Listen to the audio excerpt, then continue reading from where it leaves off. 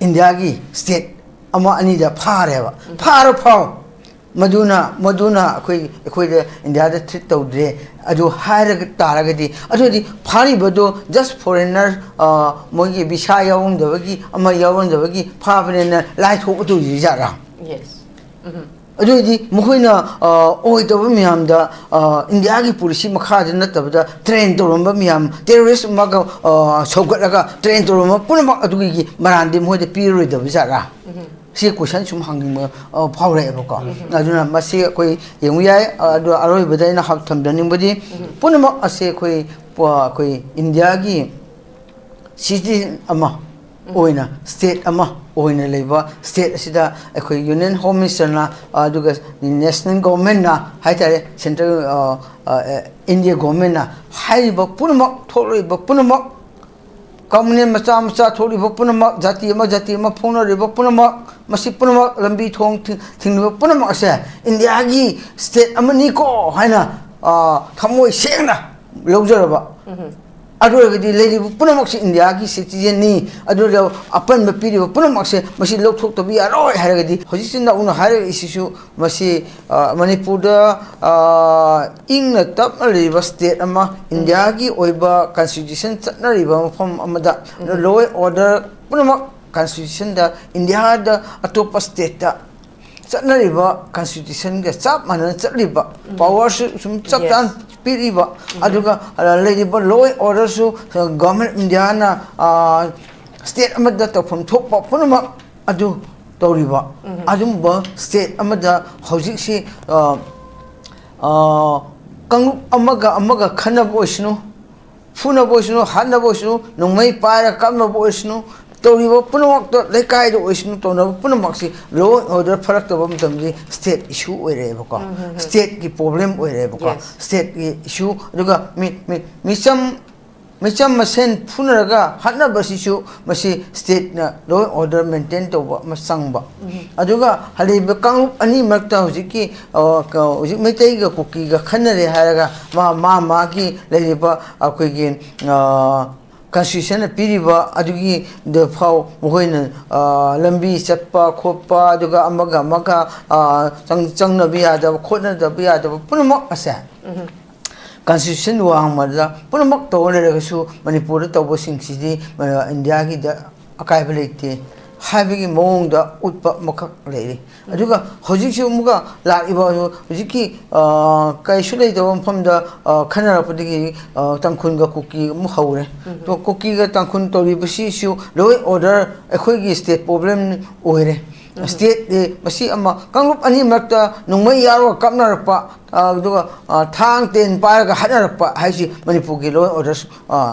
soirabani arogadi masi state ki issue oini state problem ni si punama asibu toribo punama asi Manipur state da toribo punama asi India gi problem ne ba India gi state amada thori bami mi hat mi pun thori punama foreign yaraga jiki laiba khoi gi 2024 da sida akhoi Irang 2023 da hawraga lakpom tunda akhoi drone bomb phau thadaraga mafam khada thadaraga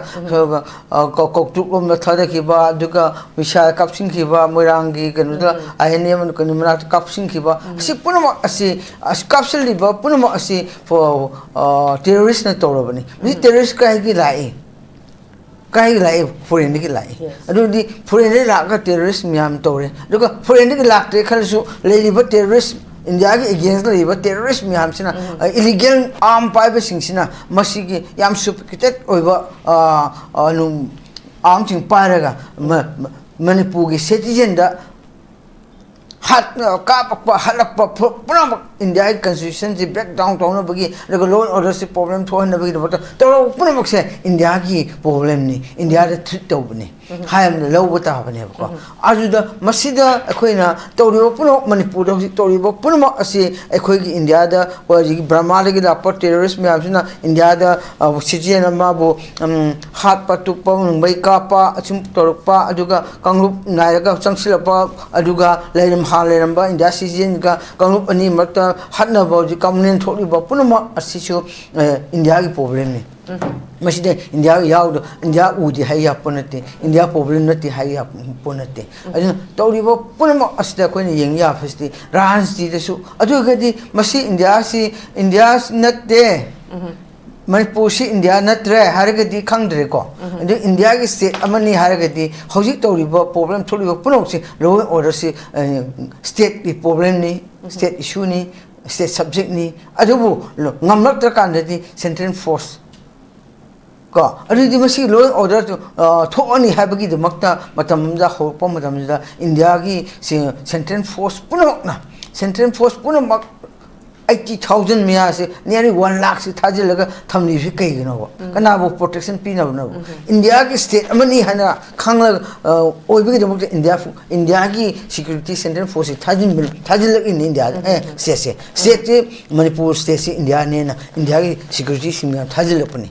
Must see India, Punama in Manipur, Punama, a queen, terrorist, Tito, Mia, Capri, Mia, Punamak, Seduka, foreign train, Mia, Matosilaga, Tori, Punama, Sedu, Masi, India problem, not the Boogie Mong, the Iangadi, India, the treat of Bonity, Haragadi, Aduga. Ying siya maka some ying jaban adu lagi hoji labor terrorist miyam se foreign gi lapo cookie sin cookie haitare sin cookie sing miyam se foreign gi terrorist miyam se laga Manipur labor citizen sing ka pa hat labor pun asina adu India gi central forcing da BSF da Assam Funda CRP da kap trifau di India da treat to de Manipur ke Praja Hapa innocent sing Kaba Hapsing City, India treat over it, low do you already said how labor, shoe labor, do not about shoe the key, one more central for Ziki, foreign train up to one of export me, I'm saying Manipur, Ziki, Mihat, the Kap, the Kodiva, Purmasi, Adukati, Masi, a Koi Mohi cookie, miam, Adik for any Barmari, some Silamiam, Manipur, labor citizen, any. Koki Oshino, any Metai Oshino, Doganaga Oshino, Mokoyana, Domiam, Halaga Sumle, India security for Moina, Country Powdy, India the treat of not there. India against the lake there. Hana Ying Kangrico. Although India against the lake there and Lobotagi, Mudulam, Arambam, or never. Although India citizen Amabu Logi Wamanda. Constitution gi wa mada moina ek toro patagi madu ekoi India citizen ama hek sokpa batamda madu do India gi against the talk to re han logu do baneba adu ba nat vida hojik lai ba punama asi yeng ba punama asi da koi yemi ai ran si to hojiki Manipur se Toribo Punmaxi, Jipao, Centerna, and a step loadrisi, Madum Bagi, Wakalunda, Kalabazara, have some thing that power epoch. O.M. the VDI, Adobu, Miam Manipur, Parza, Miamna, Ying, Ming City, Calibazi, Masi, or Pushia, Ajum, foreign train to Ramlaga, Manipur, Tazinki, what terrorist Miam, Tazinki, that I say,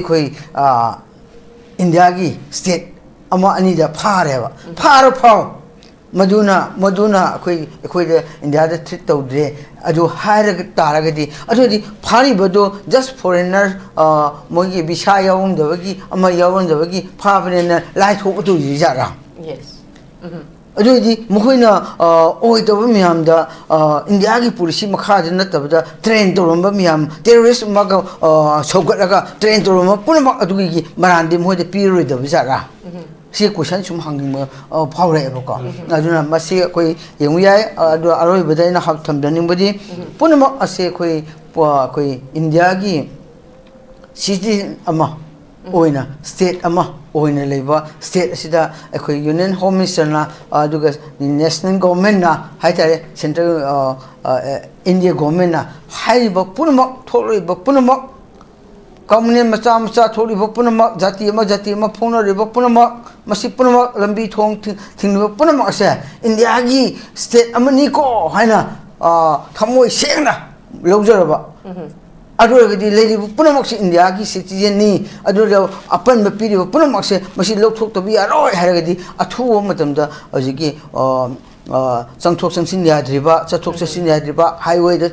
punamak se athu matamda aidi leriba government sida support to view center na tawraga parjami amsu support tawraga masi inga tapna popi hanabagi namukta to view have अखोई हजिक थमजरीबा topic सी अखोई union home minister ना thumb statement दुनी मसी की मतांग दा ओजा मेबोन की point of view ददी तसेंग नमक अखोई हंदक फारिबा फॉरेन नेशनल सिंग सी मसी मतांग से अखोई नेशनल सिक्योरिटी द थ्रेट अम बोग लैते हाबसे तसेंग नमक सुंगलै हेक लैत्रबा जाला नत्रगना समथिंग बिहाइंड कंस्पिरेसी खरा लेरमद्र पाबुंग हजिक एस्टिन फाइल की मतांग दसु अखोई हजिक याम हाइदी इन्वॉल्वमेंट से तोंगान तोंगान बा कंट्री की सुदुम मासु याउ यदु चेनै खोने हेबे मतंग जु लैको अदो ओजा मेबोन की पॉइंट ऑफ व्यू ददि करी कमान थंबिनेगे मसी कोई मसी की टॉपिक सिदा ऑनरेबल यूनियन होम मिनिस्टर ना मागी स्टेटमेंट मतुंगिना मसीदा कोइना सुम हाइजनि मदि मदु है इना मदु अहान बदा मदु है डायरेक्ट थमदबिदा इना सुम बैकग्राउंड खरा हाब हाइजेगे अखोई Manipur असिदा international boundary oiribani khoise agani Burma siga masi khoi international boundary da ariba maruena Burma Burma da haiba Myanmar so hai Burma da leriba punma asi leriba jiki Chittagong tract gi hill kanagi chilkoki sigi state asida leriba Burma leriba terrorist miyam se masi Manipur da sangi haibagi masi koi gi issue Manipur parja miyam khakt natna national level da adu international level da masi haina lerabani madu gi haina bado madu leina madu lei haibagi natraba government of India na border fencing to se haise foreigners changchile doga terrorist miyam India sangsile Manipur sang ba haibsi India sang bani ko masi khangadabani madu gi damak natraba akoi awjiki boundary kha ni code ni na government of India na pisa tha daraga ji khabiu kha dabi ajen kha bhoriba si punama asi kai gi damak ta khari bano kha dori no adu kana sang bugi no kai do kha doi no adu hariba Burmarom digi ragiba punama asi tum yeng si ko adu digi hawraga lakba si punama asibu yenaga handak ki June gi May 3rd 2023 da thokiba May 3rd gi problem si lapam tamda arod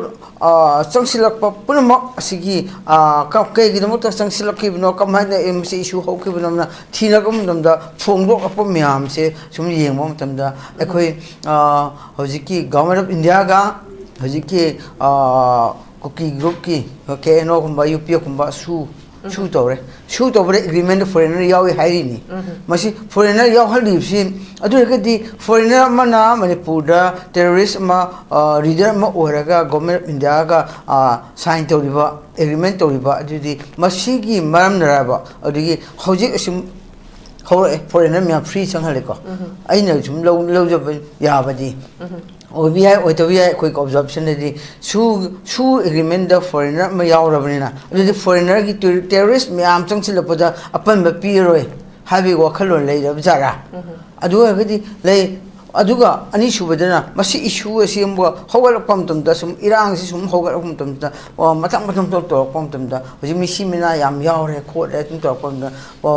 Manipur sida terrorist miyam ga kakhaya kapnare phatnare sum irang thokpum tamsida haribo foreigners singsi matam amada fading mamangda ekhoi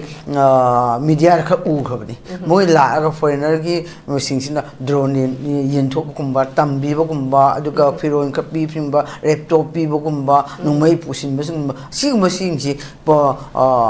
foreign dig rakpa trainer sing haitare adudi brahmara deriba mioi singsi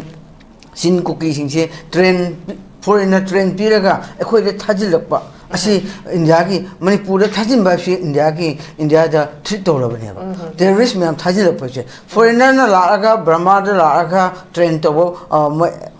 expert oire drone expert oire nungoi kapa expert oire aduga asigumba punama asi expert oire ganda manipur da sum thajilakpa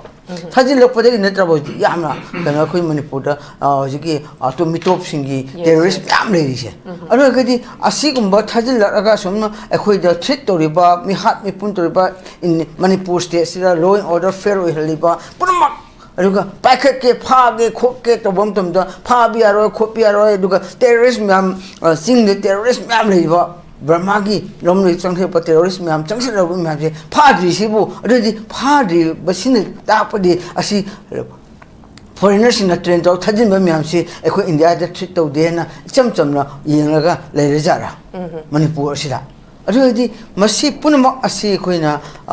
yemi yai masi ekho state asida law and order falak traba mi hat mi pun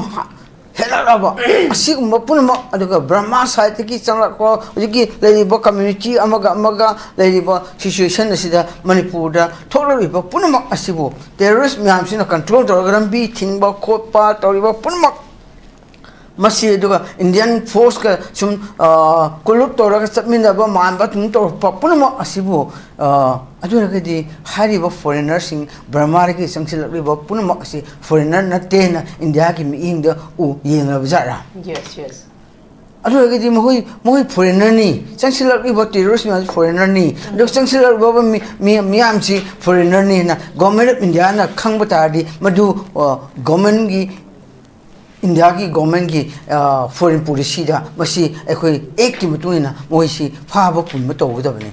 adum ba su to re thoi Burma side ki changpa foreigner myam se ekhoi India ni na lawrob jara India citizen ni lawrob jara aduna ra government of India ki union minister na changsilakpa foreigner na train to ra thajilakpa punama si India da thit to na te haise udi Manipur se India part na tar ba India da leriba state ama leriba Manipur se ekhoi state amani leriba India ki state mani India ki constitution chatnariba state ne matam gi matungin democracy gi election sum tawri ni aro moi gi hajisu BJP government na India makada lit to government ama leri ni aro gadi India ni lobuta gadi changsil lodiba toriba punama se India gi wamadi gi changsil laga treat toraga foreigner na ring toraga changsil laga India ki prajamya bu citizen ama bu hojiki ekhoi lambi thingba khopa mi happa tupa punama toriba punama ase India da treat to na te na lobuta gadi ekhoi man kamba Kamai na to bodo India da la ka numai ka pa khopa landara pa mudu to report treat na ti habdi ya deva landara ra bane ba Manipur da landara ra ba habsi India da landara bane ba adu gadi madu bu India da treat to bona te na union minister na man hai sidi kai ki su masi opposition mamang da hai da ya da hai bani nan ai di sum lobjageba maramdi masi India da thit to bani hai di na gom opposition mi hamsina no hoi du di gadi maji India da thit to hai di kai no to Manipur to ribo purma ase kai no usina daga una usina di kai no na hai ani hai badi gi madu thaido pya na khaki hai badu di problem solve to bonga moi adu gadi India da thit to bani te di NIA na kai gi mo to moi phari no yes NIA have si gom India ki top intelligent ka amaneva mokhoi na kai gi no te phari no tharo khodna moi gi training to bo foreigner training to bo khopa myam thajil laga to ri myam adubu nokhoi na to ri si punamak se la le na phar ga di mokhoi tai na toramba punama adu makhoi India ki against the ngakaneva India ki praja citizen bu hatnabagi damakta foreigner train piraba drone ki train piraga India thadhanba Manipur thadabasi India ni ko moi na Delhi khat udi khangde yes Manipur thadabasi India ni India da moi da train to myam na drone to laga Manipur da irang si advantage loga drone to laga mi myam hakibani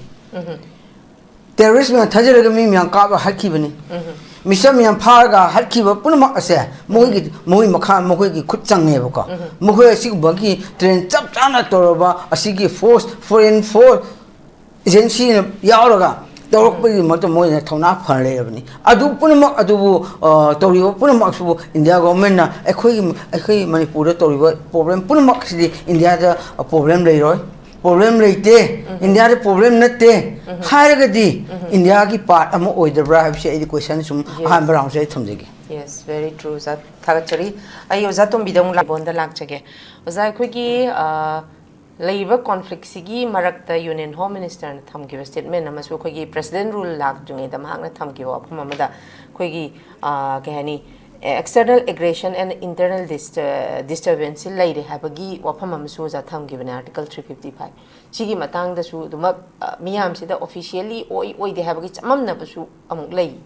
aduga ngasai foreign hand yawi habsigi matang sida kari haigada khoi gi Churachandpur da conflict se haurakpagi da khoi journalist ahum American journalist ahum leirame habagi kaino amasu ojata gi ko masina haidi sigumba haidi ngasi Union Home Minister na thamaiba kaidi mayek am lana khogi foreign national taret pharaba adusu NIN arrest tawriba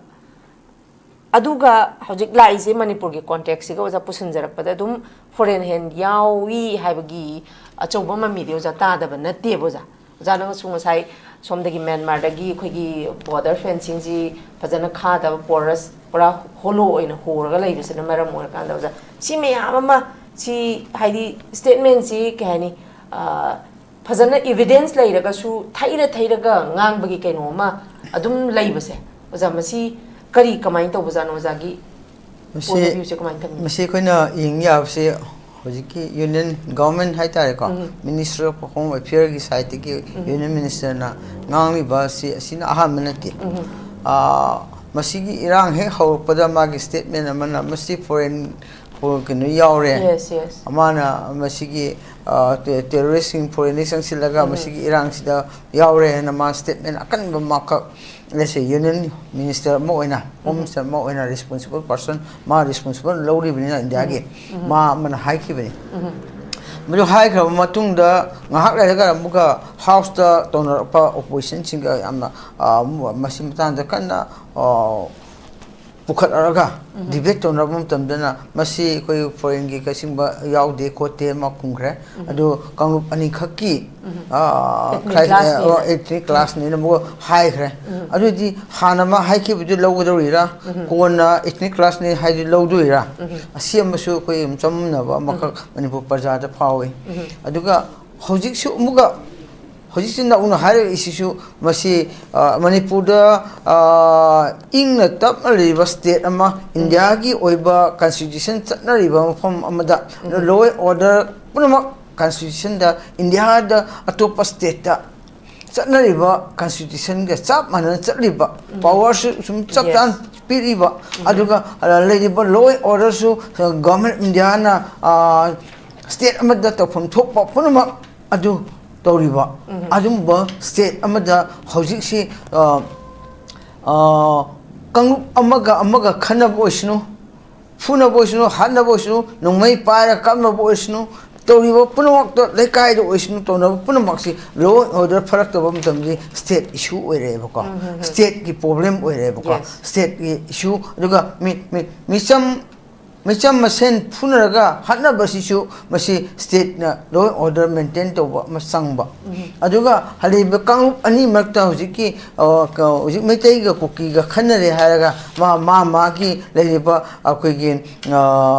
constitution piriba adugi the phau mohoina lambi chappa khopa aduga amaga changna biya da khotna da biya da punamak asa constitution wang mada punamak to le su Manipur to bo sing sidi India gi da akai belite habigi mong da utpa makak le aduga hojik su muga la iba hojiki